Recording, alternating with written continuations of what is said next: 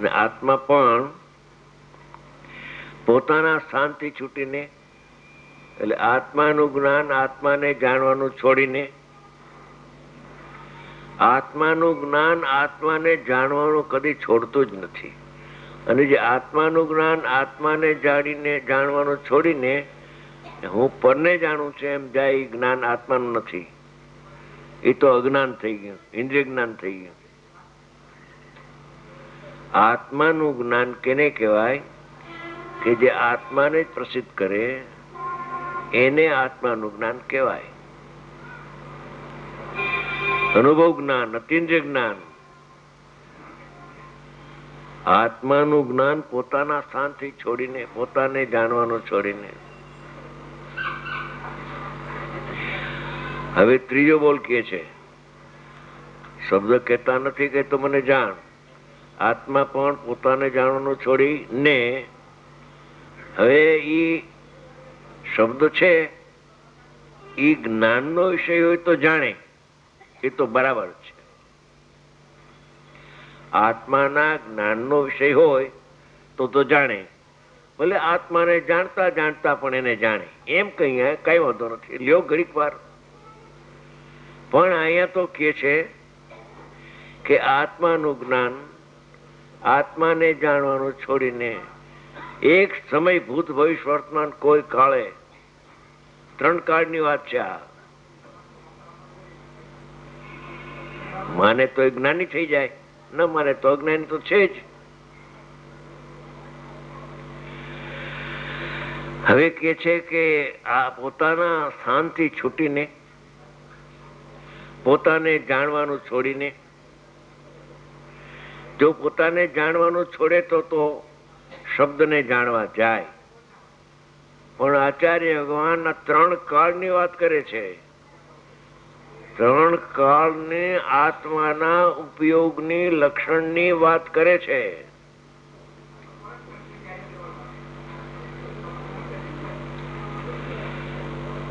સૂર્યનો પ્રકાશ સૂર્યને પ્રસિદ્ધ કરવાનું છોડી અને બહારના મકાનને પ્રકાશે છે તો સૂર્ય ન રહીએ. સૂર્યનો પ્રકાશ સૂર્યને પ્રકાશવાનું છોડીને જો મકાન આદિને પ્રકાશવા જાય તો સૂર્યનો નાશ થાય. એના માટે અમિત આચાર્ય ભગવાને બહુ સરસ વાત કરી છે કે પ્રકાશ, દીવાનો પ્રકાશ છે ને, એમાં 3 ભેદ પડે છે. પ્રકાશક, પ્રકાશો અને પ્રકાશ્ય. એક દીવાના 3 ભેદ છે. પ્રકાશક એટલે દ્રવ્ય, દીપક. પ્રકાશ એટલે એની પર્યાય. એટલે પ્રકાશ્ય પોતે જ પ્રકાશ્ય છે. પ્રકાશક, પ્રકાશ્ય અને પ્રકાશ જુદીની ચીજ નથી. એનો પ્રકાશ પોતાને પ્રકાશે છે, પોતાને છોડીને પરને પ્રકાશ કરવા જતો નથી. ત્યારે પિતા પુત્ર બેઠા હતા કે પિતાજી આપ કયો છો એ તો ઠીક છે, પણ મને એક પ્રશ્ન ઉઠે છે કે જ્યાં સુધી લાઈટ નહોતી થઈ ત્યાં સુધી આ સોફા સેટ ને કાંઈ જણાતું નહોતું. પિતાજી વાત સાચી તમારી? તારી વાત સાચી. લાઈટ નહોતી થઈ, અંધકાર હતો, એટલે વાંહી અંધકાર હતો એમ પિતાએ કહ્યું, એટલે ન જણાય. માર્મિક જવાબ દીધો એને. પછી કે છે હવે પ્રકાશ થયો પિતાજી, તો એ આ ઘટપટ ને આ બધું જણાય છે, તો એ પ્રકાશ વડે જ જણાય છે ને, પ્રકાશ ન થાય તો ન જણાત. કે દીપક ના પ્રકાશ, દીપક નું પ્રકાશ્ય દીપક છે, દીપક નું પ્રકાશ્ય ઘટપટ નથી. કેમ કે એ ભિન્ન છે, ભિન્ન પ્રકાશ્ય ન હોય. એમ જ્ઞાન થી ભિન્ન પદાર્થ હોય એનું જ્ઞેય ન હોય. પણ વ્યવહાર તો હોય કે નહીં? પણ વ્યવહાર એટલે શું? વ્યવહાર અન્યથા કથન કરે છે ભાઈ. હા, એને પડખે ચડવા જેવું નથી. એ બહુ પ્રતિપાદન કરવા જેવું નથી. ધીમેથી કહી દઉં, બસ કોઈ ના સાંભળે એવી રીતે. કેવું કરું?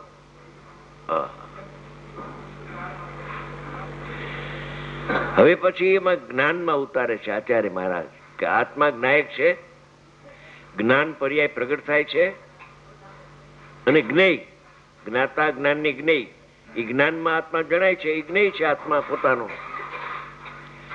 તો આચાર્ય ભગવાન કહે છે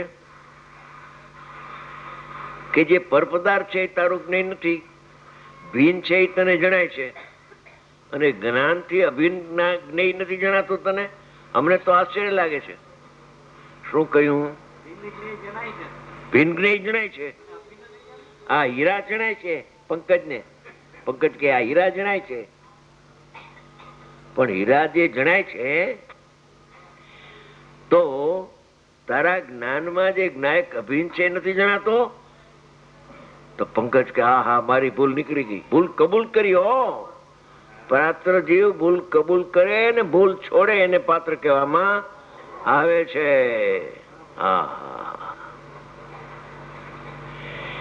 કહે છે કે એ જ્ઞાનમાં તો જ્ઞાયક જણાય છે, હીરો જણાતો નથી, રખ છૂટી જાય છે. આશ્ચર્ય થાય છે, ભિન્ન જ્ઞેય છે તને જણાય છે, અને જ્ઞાનમાં અભિન્ન છે એ તને જણાતો નથી. પ્રકાશમાં પ્રકાશ ભિન્ન છે એ જણાય છે તને. આ પ્રકાશ તો અહીંયા છે, પ્રકાશનો પ્રકાશ તો અહીંયા છે, ઘટપટ ક્યાં છે? તો પછી પુત્રે પ્રશ્ન કર્યો કે હવે દીપક થયું ત્યારે તો એ દીપક થી આ પ્રકાશ થયો ને, એનું જણાણું ને કે ના એમ નથી. દીપક નો પ્રકાશ થયો માટે ઘણો જણાણો એમ નથી. એ શું વાત કરો છો? રાત્રે તો નતું જણાતું અંધારામાં. પૂછો બધાને કે દેવો થાય તો જણાય કે એમ નથી. તો કેમ છે કે પેલા એની ઘટની પર્યાય તમરૂપ હતી, કાળી પર્યાય હતી. એ પર્યાય એના સકાળે સફેદ થઈ ગઈ. દીવો તો નિમિત્ત માત્ર છે. એ સફેદ પર્યાય એની પર્યાય ઘડાને પ્રસિદ્ધ કરે છે. દીપકનો પ્રકાશ એને પ્રસિદ્ધ કરતો જ નથી. તો બધાને એમ લાગે છે દીવો એને પ્રસિદ્ધ કરે છે. આ જો સ્વપર પ્રકાશક નું શલ્ય આ દીપક ને પ્રસિદ્ધ નથી કરતું. દીપક ને પ્રસિદ્ધ નથી કરતું, જ્ઞાયક ને ક્યાંથી પ્રસિદ્ધ કરે?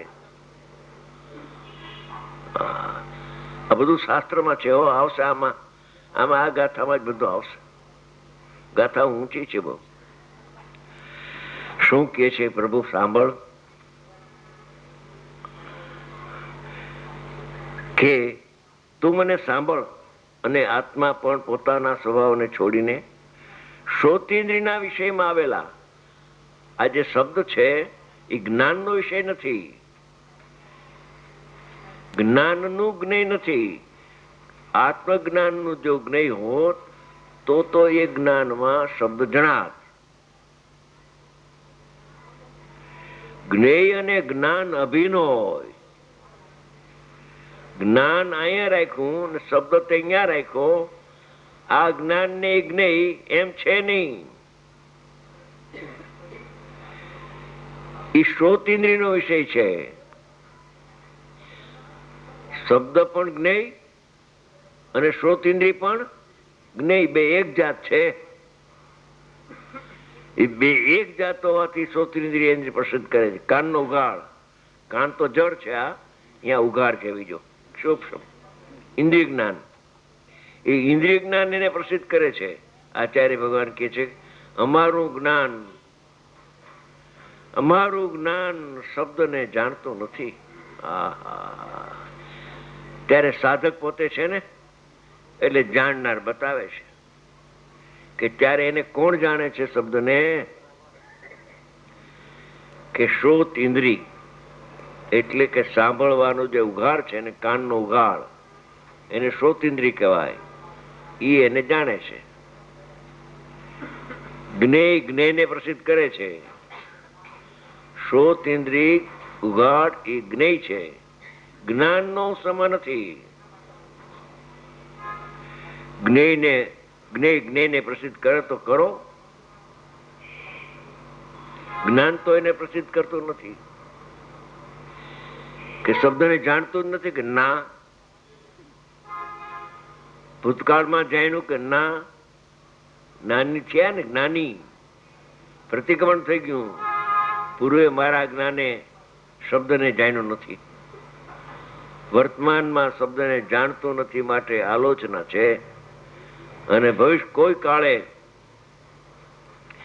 શરીર રહેશે ત્યાં સુધી ઇન્દ્રિય જ્ઞાન છે ને શબ્દ પણ રહેશે, સાધક છે ને, ત્યારે પણ અમે અમારું જ્ઞાન શબ્દને નહીં જાણે.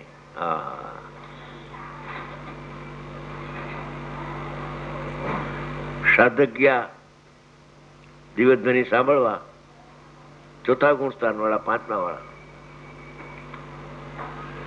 દિવધ્વનિ બહુ સરસ આવી. તમે સાંભળ્યું, તમે સાંભળ્યું, તમે સાંભળ્યું.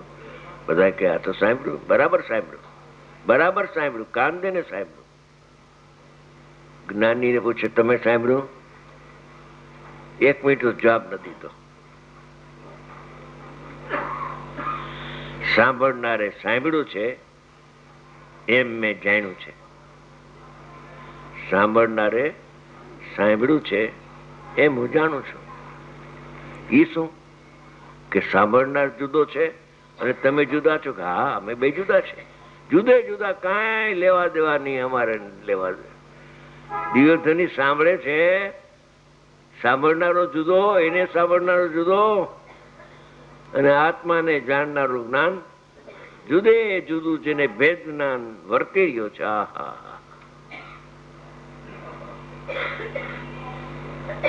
એક એવો બનાવ એનો કે દ્રષ્ટાંત તો ઓછા આવે છે મારી પાસે, પણ કોઈ આજે આવે છે, કહી દઉં. કે મુનિરાજ હતા અને 100-200 એમના શિષ્યો હતા, અને દિવધ્વનિ સાંભળવા માટે સમોસણ તરફ જઈ રહ્યા હતા. એમાં વચ્ચે ગુફા આવે, એ ગુફામાં એના શિષ્ય ધ્યાનમાં બેઠા હતા. એના શિષ્ય ગુરુને એમ કહ્યું કે આપણા શિષ્ય છે અહીંયા, તો તમે એને 2 શિષ્યને મોકલ્યા કે તમે એને કહો કે હવે જાત્રા કરવા જાય છે, ભગવાનના દર્શન કરવા, સાક્ષાત જાત્રા. તીર્થંકર દેવાદી દેવ કે તમે એને કહો કે જોઈન્ટ થવું હોય તો થાય. 2 શિષ્ય ગયા, નમસ્કાર કરી બેઠા. ધ્યાનમાંથી બહાર આવ્યા મુનિરાજ, ભાવલિંગી સંત, નિત્ય આનંદના ભોજન કરનારા, શુદ્ધ ઉપયોગી અને મુનિ કહેવાય. થોડીક વાર બેઠા પછી ઓલા 2 નમસ્કાર કરીને કહે છે કે આપણા ગુરુ પધારે છે અને અમને અહીં મોકલ્યા છે સિમંદર ભગવાન પાસે, ત્યાં દર્શન કરવા, વાણી સાંભળવા. પધારો કે. તો કે ભલે હું અહીંયા આવું, એમાં કોઈ પ્રશ્ન નથી, પણ જે મને અહીંયા જણાય છે અહીંયા જ જણાશે. મારા જ્ઞેયમાં કોઈ ફરક પડવાનો નથી. 2 મુનિરાજ કે આ શું વાત કરે છે? ભાવલિંગી 3 હો. હા, નિકટભાવી, હમણાં એને કેવલ જ્ઞાન થવાનું, એવા જીવ 3, એની વાત ચાલે છે કે હું અહીંયા આવું ભલે, પણ અહીંયા જાય તો મારો આત્મા જણાશે ને હું અહીંયા છું તો આત્મા જણાશે. જ્ઞેય તો મારું ફરવાનું નથી, તમે કહો તો ચાલુ. એટલે એને ચોટ લાગી ગઈ. 8 દ્વારકાએ બેસી ગયા. ભાઈ,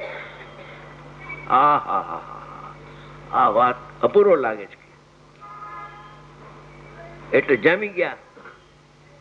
ત્યાં કોઈ એવા પૂછ્યું કે અમારા ઓલા 3 શિષ્યો છે એ ક્યારે અહીંયા પધારશે? અરે એને તો કેવળ જ્ઞાન થઈ ગયું કે.